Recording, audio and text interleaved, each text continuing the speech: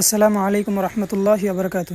আমরা ছোট ছোট খামারিরা যে ছোট ছোট ভুলগুলা করার কারণে আমাদের ইনকিউবেটারে বাচ্চা ফোটার মানগুলা কমে আসে এবং যে যে ছোট ভুল করার কারণে আমরা অনেক লসের সম্মুখীন হয়ে থাকি।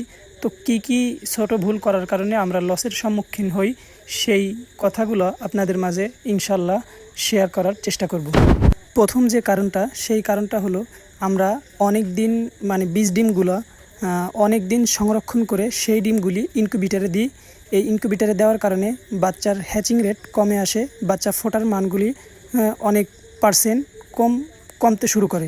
তো এই ভুলটা আমরা কখনোই করব না ইনশাল্লাহ। সব সময়ের জন্য চেষ্টা করব সাজো ডিমগুলি ইনকিউবেটারে দেওয়ার জন্য।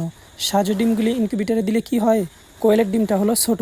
এই ডিমটা যদি আপনি বেশি দিন ফ্রিজে রেখে তারপরে ইনকিউবেটারে দেন, এই ডিমগুলির খোসাগুলি অনেক ভিতরে যে পর্দাটা থাকে এটা বেশি পুষ্ট হওয়ার কারণে বাচ্চাগুলো ফুটে বের হতে ঝামেলা হয় এবং ফোটার রেটটা কমে যায়। এটা আমি বাস্তবে প্রমাণ, যেহেতু আমি যখন আমি সাজো ডিমগুলি দিছি আমি দেখছি আলহামদুলিল্লাহ আমার হ্যাচিং রেটটা খুবই ভালো আসে।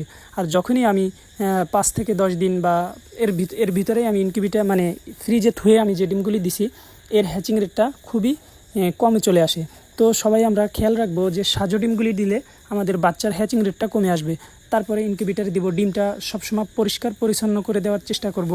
তারপরে আমরা যে কাজটা করব, ইনকিউবেটারে যখন ট্রেতে ডিমগুলি সাজাবো খুবই সাবধানতার সহিত সাজানোর চেষ্টা করব এবং ডিমগুলি ভালোভাবে চেক করে দিব যাতে ফাটা ডিমগুলি না থাকে। এই ফাটা ডিমগুলি দিলে কি হয়, ইনকিউবেটারে 4 থেকে 5 দিন থাকার পরে ফেটে গন্ধ হয়ে যায়। ওটা একটা জিনিস পচে গেলে তো ওটা আসলেই ভালো থাকে না, ওইটার কারণেও অন্য ডিমের ক্ষতি হয় এবং ইনকিউবেটারে হ্যাচিং রেট কমে আসে। তো তারপরে যে কাজটা করব, ডিমটা ভালো মতো জীবাণুমুক্ত করে আমরা ইনকিউবেটারে দেওয়ার চেষ্টা করব।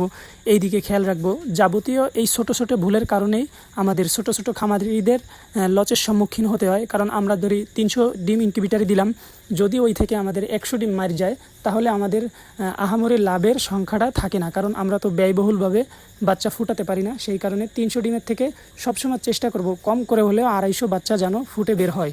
আপনি যে ফুটে বের করবেন বিষয়টা এমন না, আপনি যদি এই সতর্কতামূলক এই কাজগুলি করে থাকেন তো আশা করি আপনার হ্যাচিং রেটটা বৃদ্ধি পাবে এবং যত্নতার সাথে আপনি যদি যে কোনো কাজটা করবেন ইনশাল্লাহ আল্লাহ তাতে বরকত দিবেই। তো আমরা সব সময়ের জন্য চেষ্টা করব এই ভুলগুলি এড়িয়ে চলার জন্য।